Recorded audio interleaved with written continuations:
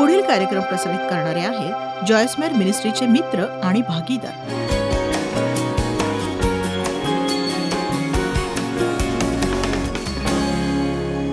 तर सगळ्यात चांगला बदल असा 2 करिंथ 5:17. सगळ्यात चांगला बदल बघा, चांगला बदल घडवण्यासाठी आवश्यक नाही की तो कुठल्याही प्रकारच्या चमत्काराने झालेला असेल. मला वाटतं ते चांगलंच आहे, पण मी प्रामाणिकपणे सांगते तुम्हाला की देव माणसाला बदलतोय, खरंच बदलतो आहे. कुठल्याही शारीरिक आजाराला चमत्काराने बरं करण्यापेक्षा हे अधिक आहे. आणि आपण अंधळ्याच्या दृष्टीने पाहिलं तर असं वाटेल की किती अद्भुत. पण एक सांगू, देवाने जे माझ्यात केलंय ते सुद्धा अद्भुतच आहे.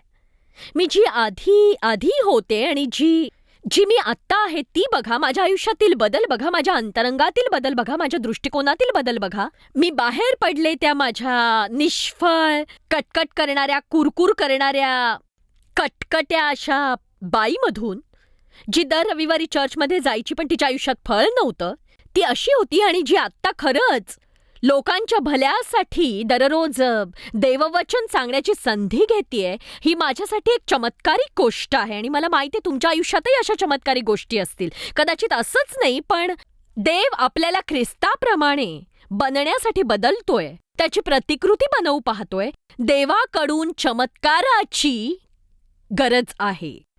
आपण खूप उत्साही असायला हवं ख्रिस्तामध्ये नवी निर्मिती बनवण्यासाठी, जे आता नाही होत. आमेन. 2 करिंथ 5:17. म्हणून जर कोणी ख्रिस्ताच्या ठायी असेल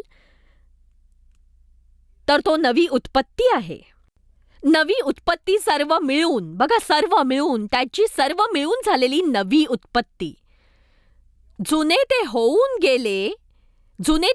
गेले, पहा ते नवे झाले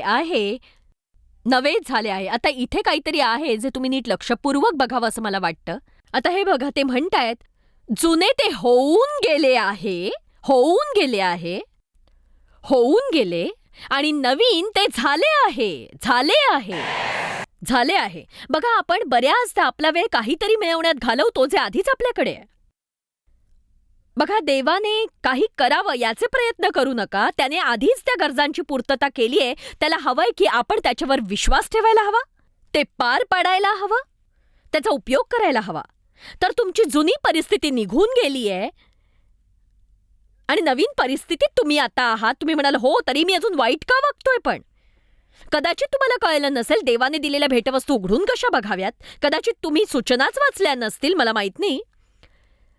कदाचित तुम्ही प्रयत्न करत असाल काम करण्याचा जे तुम्ही शिकलाच नाही आहात.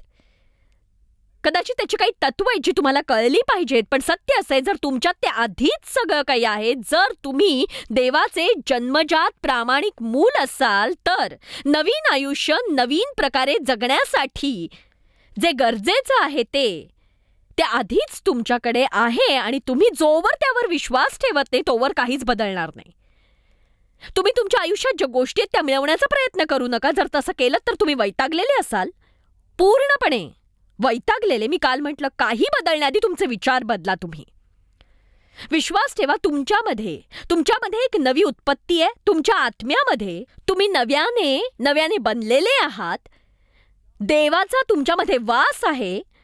जर तुम्ही आपल्या पापांची क्षमा मागितलीत तर देवाचं बीज, विस्तारित बायबल सुद्धा म्हणतं देवाचं बीज, ते तुमच्यात आहे. म्हणजे जो देव आहे त्याचं तुमच्यामध्ये बीजारोपण झालंय. ते तुमच्याकडे एक बीज म्हणून आलेलं आहे. तुम्हाला इतर तृणांपासून त्या बीजाचं रक्षण करायचंय, जेणेकरून त्याची वाढ थांबणार नाही. आणि हळू ती लहान बीजं मूळ धरून मोठी होतील. आणि बायबल असं म्हणतं की देवाच्या प्रेमात मुळावलेले आणि रुजलेले व्हा, येशू ख्रिस्तात मुळावलेले आणि रुजलेले व्हा. तुमच्याकडे ते बीज आहे, त्यात तुम्ही मूळ धरायला लागा. आणि जर मूळ धरलं तर चांगल्या गोष्टी तुमच्यात दिसायला लागतील आणि तुम्ही वाढत जाल आणि अचानक बहरलेल्या वृक्षासारखे दिसाल. तुम्हाला खूप फळं लागतील, ज्याचा लाभ इतर लोक सुद्धा घेऊ शकतील. देवात वाढत जाणं हे खरंच सोपं नाही, पण त्यासाठीच आपलं पाचारण आहे. इफिस्करांस अध्याय 1 वचन 3.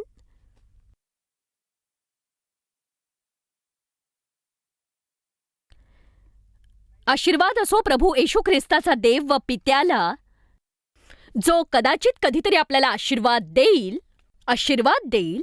जो कदाचित कधीतरी आपल्याला आशीर्वाद देईल.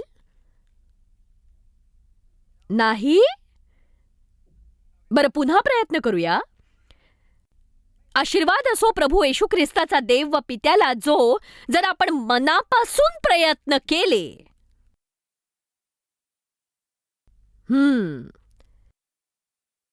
चला पुन्हा एकदा. त्याने स्वर्गातील सर्व आध्यात्मिक आशीर्वाद देऊन आपल्याला ख्रिस्तामध्ये आशीर्वादित केले आहे. तर तुम्हाला प्रार्थना करायची गरज लागणार नाही. देवा, मला आशीर्वादाची गरज आहे. तुम्ही म्हणा, देवा तुझे आभार, तू मला आशीर्वादित केलेस, मी आशीर्वादित झालेलो आहे. एक सांगू, ती गोष्ट जी इतर कुठल्याही गोष्टीपेक्षा गरजेची आहे, तुम्हाला हे समजलंच पाहिजे. आपण ख्रिस्तामध्ये कोण आहोत हे जाणून घेणं, आणि आपल्याला जो वारसा देण्यात आलेला आहे तो आपल्याला मिळालाय येशूच्या मरणातून आणि पुनरुत्थानातून. आपण ख्रिस्ताचे सहवारस आहोत. सगळं काही त्याला त्याच्या पित्याकडून मिळालंय हे आपण जाणतो. तो आपल्या आत राहतो आणि आपण त्याच्यामध्ये वसतो. हाच तो चमत्कार आहे जो नव्याने जन्मात घडतो. देव येतो आणि आपला आत्मा शुद्ध करतो, त्याला पवित्र करतो, आणि त्याचा पवित्र आत्मा आपल्या आत वास्तव्य करण्यास पाठवतो, आणि तुम्ही ख्रिस्तामध्ये ठेवले जाता. तुम्ही अजूनही तुमच्या पायावर या पृथ्वीवर आहात, पण तुमच्यातला काही भाग येशू ख्रिस्ताबरोबर स्वर्गात बसलाय. तुम्हाला ही परिभाषा संपूर्ण बायबलमध्ये दिसेल, आणि ख्रिस्तामध्ये ख्रिस्तामध्ये ख्रिस्तामध्ये ख्रिस्तामध्ये. आणि इथे काही वेगळ्या गोष्टी आहेत. तुम्ही एक तृतीय अस्तित्व आहात, तुम्ही एक अंतरात्मा आहात, तुम्ही एक जीव आहात, तुम्ही एका शरीरात राहता. आध्यात्मिक दृष्ट्या तुमच्याकडे ते आहे ज्याची गरज आहे. तुम्हाला इतकंच करायचंय, तुम्ही व्यक्तिगत अंतरात्मा कणखर बनू द्या तुमच्या अंतःकरणापेक्षा किंवा शरीरापेक्षा, आणि लवकरच तुम्ही आतून बाहेर कसं जगायचं ते शिकाल. आणि आपल्याला नक्की तेच शिकायचंय, नाही का? जगाला ते मागासलेपण मिळालंय, आणि आपल्याला अगदी बरोबर मिळालंय. आपण आतून बाहेर जायची गरज आहे. आदाम शेतच्या आधी तो अंतःकरणात चालत होता. त्याने देवाच्या दृष्टिकोनातून सगळं पाहिलं. त्याला कल्पनाशक्ती होती जी अद्भुत होती. मला सांगा, प्रत्येक प्राणीमात्राला नाव द्यायचं काम मोठं नाहीये? चला, म्हणजे ते करायला पूर्ण आयुष्य खर्च होतं. मी तासाभरातच गोष्टींमधून बाहेर पळून आले असते. त्याच्याकडचं सामर्थ्य आणि कल्पनाशक्ती खरंच अद्भुत होती. तो बरोबर जगत होता. त्या धाडसी माणसाचं वर्चस्व होतं. त्याने पाप केलं, तो आध्यात्मिकरित्या मेला, त्याचं देवाशी नातं राहिलं नाही. त्याच्या आत्म्याने शरीरावर राज्य करायला सुरुवात केली, आणि पहिली गोष्ट अशी घडली की तो भयभीत होऊन जगू लागला. त्याने त्याची काळजी घ्यायला सुरुवात केली. त्याने स्वतःला लपवायला सुरुवात केली. तो आपल्याच गरजा भागवू लागला. त्याचं देवाशी आता नातंच राहिलं नाही. आणि देव आपल्यावर इतकं प्रेम करतो की त्याने लगेच त्याच्या सुटकेसाठी युक्ती शोधून काढली. लगेचच त्याने त्याच्या सुटकेसाठी एक युक्ती शोधून काढली, आणि त्याने त्याच्या एकुलत्या एका मुलाला मानवी शरीराच्या रूपात पाठवलं. ते सुद्धा आपलं पाप स्वतःवर घेण्यासाठी, आणि एकदा आणि नेहमीसाठी. हा मार्ग आहे की देवाच्या मुलांनी नेहमीच त्याच्या जवळ असावं आणि जीवाभावाचं नातं त्याच्याशी ठेवावं, तेही ख्रिस्ताद्वारे. असं कोणीही नाही जो सैतानाला स्वर्गापासून दूर ठेवेल, जोपर्यंत तो नरकात जात नाही तोपर्यंत. असं कोणी नाही ज्याचं तारण होऊ शकणार नाही, जर ते येशू ख्रिस्ताचं सत्य जाणत असतील तर. हा दरवाजा प्रत्येक पुरुषासाठी, स्त्रीसाठी, मुलासाठी, प्रत्येक पिढीसाठी उघडा आहे. ज्याला देवाला आणि साक्षात देवाला जाणून घ्यायचंय, त्यासाठी कुठल्याही धर्मग्रंथाची गरज नाही, प्रवचनाचीही गरज नाही, आई-वडिलांच्या माध्यमातूनही जायची गरज नाही. तुम्ही तुमचं स्वतःचं नातं देवासोबत बनवू शकता. तुम्हाला देवासोबत जुनं नातं असण्याची गरज नाही. तुम्ही स्वतःचंच नातं देवासोबत जपणार आहात. तुम्ही देवाकडून ऐकू शकणार आहात, पवित्र अंतरात्म्याकडून ऐकू शकणार आहात. आज रात्री इथे बाहेर पडण्यापूर्वी तुम्ही जर स्वतःबद्दल उत्साहित नसाल, मला नाही वाटत तुम्हाला कोणी मदत करेल. तुम्ही कोण आहात हे जाणून घ्या. तुमच्याकडे काय आहे हे जाणून घ्या. जे तुमच्याकडे आत्ता आहे, तुम्ही आशीर्वादित आहात. तुम्ही एक नवी निर्मिती आहात. जुन्या गोष्टी निघून गेलेल्या आहेत. सगळ्या गोष्टी आता नवीन नवीन झाल्या आहेत. तुम्ही तुमच्या पापाला मेले आहात. तुम्हाला वाटेल मी तुमच्या आध्यात्मिकतेविषयी बोलतेय. तुम्हाला ते शिकून घ्यायचंय आणि मर्यादा घालायची आहे तुमच्या विचारांना, तुमच्या भावनेला, तुमच्या इच्छेला. आणि इथेच तुम्ही म्हणता, पण मला वाटतंय, मला माहितीये जॉयस मी आशीर्वादित आहे, पण मला आशीर्वादित असल्यासारखं वाटत नाही. मी स्वतःच्या आयुष्याकडे बघतो, मला आशीर्वादित असल्यासारखं काही दिसत नाही. मला नाही वाटत मी आशीर्वादित आहे. मी खरंच आहे आशीर्वादित? नाही. अगं मला वाटतच नाहीये तसं. नाही. आपण विश्वास ठेवायला हवा देवाने जे आपल्याला सांगितलंय त्यावर, जे आपल्याला वाटतं त्यावर नाही.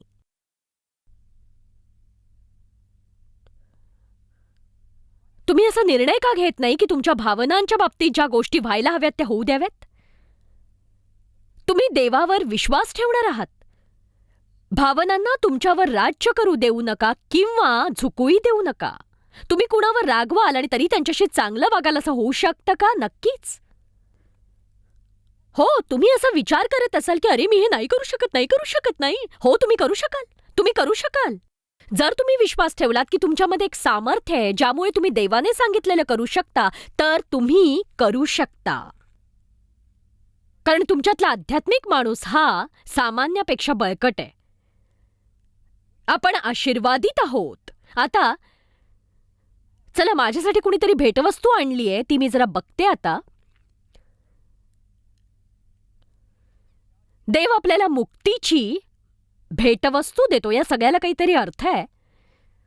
आता ही एक छान भेटवस्तू आहे, पण मी जर उघडली नाही तर त्याचा काही उपयोगच नाही. तर पुष्कळांकडे देवाने दिलेली भेटवस्तू आहे, पण ती उघडण्यासाठी ते लोक उत्सुकच नाहीयेत. आता बघा, या बॉक्समध्ये काहीही असू देत, ते नियमपुस्तिकेसोबतच आहे. आता बघा, मी जर गोष्टी बरोबर पद्धतीने केल्या नाहीत, मी जर ही नियमपुस्तिका नीट वाचलीच नाही, तर मग ती चूक कुणाची सांगा? तुम्ही सुद्धा बरोबर काम करत नाही आहात. तुम्ही खरंच अभ्यास केलेला नाहीये आणि ते कसं काम करते याचा शोधही घेतला नाहीये. मला नियमपुस्तिकेबद्दल चांगलंच समजलंय. मला ती आवडत नाही. मला हे आवडतं. पण बघा, जेव्हापासून माझ्याकडे गाडी आहे, माझ्या गाडीत अनेक गोष्टी आहेत ज्यांचा मी योग्य वापरच केला नाही. आणि ते माहिती पुस्तक ते तिथेच पडलंय. पण तुम्हाला वाटतं का की रेडिओ कसा सुरू करायचा हे मी त्या पुस्तकात बघून वाचण्यासाठी 5 मिनिटं घालवेन? नाही, मी बटणं दाबत राहीन, चिडत राहीन, कारण ते बरोबर काम करत नाहीये. चला, इथे कुणी माझे नातेवाईक आहेत का सांगा मला. मी अजूनही तो संगणक वापरते अशा पद्धतीने जसा त्या माणसाने मला 20 वर्षांपूर्वी समजावून दिला होता. माझा मुलगा मला म्हणतो की काय काय करतेस तू आई? तू अजूनही तुझी पुस्तकं त्या फ्लॉपी डिस्कवर उतरवलेली नाहीये. तू काय करतेस काय? आई आई हे बघ, ते समजून घे ना जरा. बघा, समजून घेण्यासाठी आपण वेळच देत नाही. म्हणजे मला माहितीये माझा वेळ खूप वाचू शकतो, मला ते खूप सोपं जाऊ शकतं. पण माझं असं होतं की मला नकोय ते माहिती पुस्तक. कुणाला कळतंय का मी काय म्हणतेय ते? ठीक आहे, पण आपण असे वागू शकत नाही जेव्हा ते आपल्या आध्यात्मिक आयुष्याशी निगडीत आहे.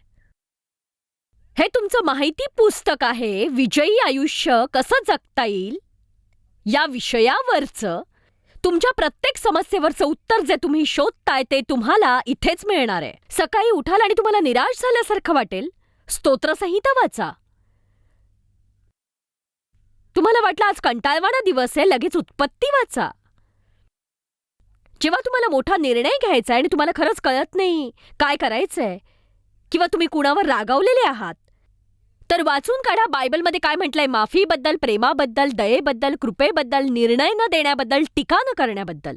हे दीर्घकाळ नसेल, पण तुमचं मन बदलेल. चला बघूया इफिस्करांस 1. आपण वचन 3 वाचलं, अजून काही वचनं पाहणार आहोत. इफिस्करांस 1. आपण आशीर्वादित आहोत. विजयी आयुष्य जगण्यासाठी हवं ते सगळं माझ्याकडे आहे.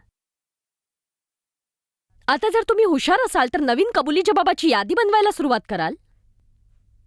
तुम्ही या गोष्टी नीट समजून घ्या आणि त्या म्हणायला सुरुवात करा. दिवसातून 2 ते 3 वेळा करा, जोवर तुम्हाला तुमच्या आयुष्यात बदल दिसत नाही तोवर. कारण ज्या प्रत्येक वेळी तुम्ही वचन म्हणाल तेव्हा तुमच्या मनाचं नवीकरण होईल. कारण जेव्हा तुम्ही योग्य विचार करायला सुरुवात कराल, सैतान त्याचं बस्तान बांधेल आणि निघेल. कारण त्याचे दिवस संपले असतील, तो तुम्हाला फसवू शकणार नाही, कारण तुम्ही योग्य त्या गोष्टींचा विचार करत असाल. वचन 3, चला परत बघूया. आपल्या प्रभू येशू ख्रिस्ताचा देव व पिता धन्यवादित असो, त्याने स्वर्गातील सर्व आध्यात्मिक आशीर्वाद देऊन आपल्याला ख्रिस्तामध्ये आशीर्वादित केले. आशीर्वादित तेही स्वर्गीय क्षेत्रात. सर्व आशीर्वाद आपल्याला स्वर्गीय क्षेत्रातच मिळालेले आहेत. आपल्या स्वर्गीय क्षेत्रात. हो, तेही ख्रिस्तात. आता जरी त्याने आपल्याला ख्रिस्तासाठी निवडले, जरी त्याने आपल्याला ख्रिस्तात निवडले. बघा, त्याने आपल्याला यासाठी नाही निवडलं कारण आपण लायक आहोत. त्याने आपल्याला यासाठी नाही निवडलं कारण आपण खूप चांगले आहोत, चांगलं काही करतोय. त्याने आपल्याला निवडलं कारण आपली येशूवर श्रद्धा आहे. त्याने हे केलं जगाचा पाया रोवण्यापूर्वी, कारण त्याला आधीच माहीत होतं जगाचा पाया रोवण्यापूर्वी जो चांगल्या गोष्टी करेल आणि जो वाईट गोष्टी करेल. आणि तो म्हणाला, ते सर्वजण जे माझ्या मुलावर विश्वास ठेवतात, मला ते प्रिय आहेत, ते माझ्या नात्यात आहेत असे मी म्हणतो. आणि त्याने ते केले कारण आपण बहुतेक त्याच्या नजरेत पवित्र आणि निर्दोष आहोत. पवित्र आणि निर्दोष. अपराधीपणातून बाहेर पडा. त्याने आपल्या मनाच्या सत्संकल्पाप्रमाणे आपल्याला येशू ख्रिस्ताद्वारे स्वतःचे दत्तक होण्याकरिता प्रेमाने पूर्वीच नेमले होते. वचन 6, त्याच्या कृपेच्या गौरवाची स्तुती व्हावी म्हणून हे झाले. ही कृपा त्याने आपल्यावर त्या प्रियकराच्या ठायी विपुलतेने केली आहे. वचन 7, त्याच्यामध्येच आपली सुटका आहे. वचन 11, त्याच्यामध्येच आपल्या ईश्वराचा वारस आहे. आणि हे असंच पुढे चालू राहिलंय. आणि बघा, या सगळ्या गोष्टी ज्याची आपल्याला गरज आहे त्या त्याच्यामध्ये सापडल्यात. आता वचन 14 पहा. पवित्र आत्मा आपल्या वतनाचा विसार आहे. पवित्र आत्माच खात्री आहे. किती जण जेव्हा बाहेर जाता, काही खरेदी करता, खास करून कार किंवा वॉशिंग मशीन किंवा यासारखं काहीतरी, तुम्हाला खात्री करून घ्यायची असते की देवाने आपल्याला ही खात्री दिलेली आहे की नाही. मी तुम्हाला ही भेट देतेय, मी माहिती पुस्तकही देणार आहे आणि तुम्हाला खात्री देणार आहे मी की जे नीट काम करणार आहेत त्यांच्यासाठी शेवटी सगळं बरोबर होणार. पण आपण जाणून घेतलं पाहिजे की पवित्र आत्मा कशा प्रकारे आपल्याला मदत करतो. येशू म्हणाला, मी लांब जातोय, तुम्ही आता बऱ्यापैकी मोकळे व्हाल जर मी हे केलं तर, कारण माझा अंतरात्मा तुमच्यात वसणार आहे. तो तुमच्या बरोबर होता, आता तो तुमच्या आत असणार आहे. कारण त्यालाच कळेल की आपल्या आत काय आणि बाहेर काय आहे. जे आपल्याला तर आवडेलच, पण इतरांनाही आवडेलच. तुम्ही झगडताय, स्वतःला बदलू पाहताय, तर तुम्ही तुमचा वेळ फुकट घालवताय, कारण त्याच्याशिवाय तुम्ही काहीच करू शकत नाही. बलाने नव्हे, पराक्रमाने नव्हे, तर माझ्या अंतरात्म्यामुळे देव म्हणाला. आता 2 करिंथ अध्याय 5:20. देव, तुला जरा यायचं इथे. हो, देव आपल्याला मदत करणार आहे. तुम्ही फक्त देवकडे बघा, कारण तो सुंदर दिसतो. तुम्हाला समजले नाही तर 2 करिंथ अध्याय 5:21, मी आधी 20 वाचणार आहे. तुम्हाला जर समजले नाही, येऊ नकोस इथे जोवर मी बोलवत नाही तोवर. तुम्हाला जर समजलं नाही 2 करिंथ 5:21, तर तुम्ही नेहमी गोंधळलेले राहाल. अवधी, संभाषणाचा काळ. आता बघा वचन 20, म्हणून देव आम्हाकडून विनवीत असल्यासारखे आम्ही ख्रिस्ताच्या वतीने वकिली करतो. देवाबरोबर समेट केलेले असे तुम्ही व्हा, अशी आम्ही ख्रिस्ताच्या वतीने विनंती करतो, त्याच्या वतीने विनंती करतो. समेट केलेले असे तुम्ही. बघा, तो म्हणतोय तुम्हाला ज्याची गरज होती ते सगळं मी तुम्हाला दिलंय. आता मी विनंती करतो ते सांभाळून ठेवा, त्याच्याबद्दल शोधून काढा ते कसं काम करतंय, खात्री करून घ्या त्याची. मी दिलेल्या कशातही गोंधळ करू नका. एखादी छान बाई LA ड्रीम सेंटर मधली कॅरोलिन बर्नेट, मला माहिती तुम्ही जात असाल तिथे. तिने एक सुंदर भेटवस्तू माझ्यासाठी ठेवली आणि ती म्हणाली तुमच्यासाठी मागच्या खोलीत भेटवस्तू आहे. मी वेळ वाया न घालवता तिथे गेले लगेच. मी लगेच जाऊन बघणार आहे तिथे काय दिले तिने मला. आणि मी तो बॉक्स उघडला. खूप छानसा बॉक्स होता तो आणि त्यात अतिशय सुरेख सुरेख सुरेख असं बायबल होतं सोनेरी रंगाच्या वधस्तंभासहित. अतिशय सुरेख होतं. खूप खूप आभार. पण बघा, मी व्यावहारिक भेट उघडून बघायला इतके आक्रमक झाले, तर देवाने दिलेली भेट उघडून बघण्यासाठी मी तितकीच आक्रमक का नाही होत कधी? आता मला तुम्हाला काही सांगायचं, मी जर तुमच्यापैकी कुणाच्याही जवळ आले आणि म्हटलं हे बघा तुमच्यासाठी भेटवस्तू आहे, तुम्ही इथे बसून लगेच ते उघडून बघाल जेव्हा मी प्रवचन देत असेन. तुम्ही जराही वेळ वाया घालवणार नाही. ते उघडून बघण्यासाठी घरी जायची वाट बघणार नाही. तुम्ही ते उघडाल. आणि विश्वास ठेवा, ती गोष्ट जर तुम्हाला तुमच्या उपयोगाची वाटली नाही तर शोधून काढा ते की ती उपयोगी कशी आणायची. तर आपल्याला ख्रिस्तासोबत तेच करायचंय. मी विनंती करतो की ईश्वरी कृपादृष्टी धरून ठेवा आणि ईश्वराशी मेळ ठेवा. आता बघा, ज्याला पाप ठाऊक नव्हते त्याला त्याने तुमच्या आमच्याकरिता पाप असे केले. ज्याला पाप ठाऊक नव्हते त्याला त्याने तुमच्या आमच्याकरिता पाप असे केले, यासाठी की आपण त्याच्या ठायी देवाचे नीतिमत्व असे व्हावे. आता हे बघा किती साधं सोपं आहे. येशूने तुमचं पाप घेतलंय आणि त्याने तुम्हाला दिली त्याची नीतिमत्ता, त्याचा न्यायीपणा, त्याचा न्याय हा देवासोबत उभा आहे. माझ्या आयुष्यभर एक ध्वनिमुद्रिका माझ्या डोक्यात चालू होती, माझं काय चुकतंय, माझं काय चुकतंय, माझं काय चुकतंय, माझं काय चुकतंय. मला वाटलं आपण इतरांसारखे का नाही आहोत. माझे वडील माझा लैंगिक छळ का करतात. माझं काय चुकतंय, माझं काय चुकतंय, माझं काय चुकतंय.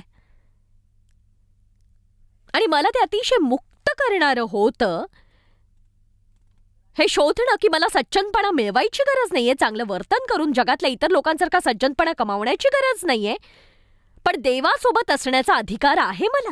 आता ते असं होऊ शकेल, देव तुला इथे येऊन मदत करायची आहे. बघा, देव हा देव झालाय. चल इथे ये. आता हा मार्ग असा आहे, तुम्ही बघा, हे देवाचं पावित्र्य आहे. हा पांढरा शुभ्र अंगरखा. आणि म्हणून माझ्याकडे जे आहे ते तो घेतो.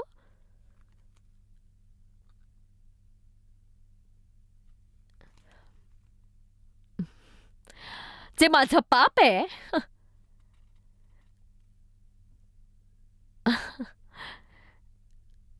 आणि जेव्हा मी ख्रिस्ताजवळ येते तो म्हणतो, जॉयस तुझा तो जुना अंगरखा दे जो तुझ्याकडे आहे तो, आणि मी त्याची काळजी घेईन आणि मी तुला माझा सज्जनपणा देईन.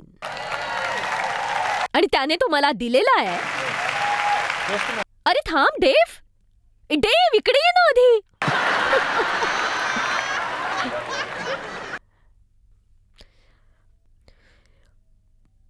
बघ किती गोंधळ घालते मी घालताना सुद्धा. तर बघा आता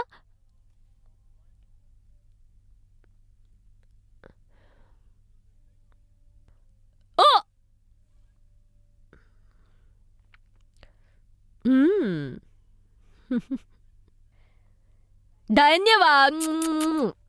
आता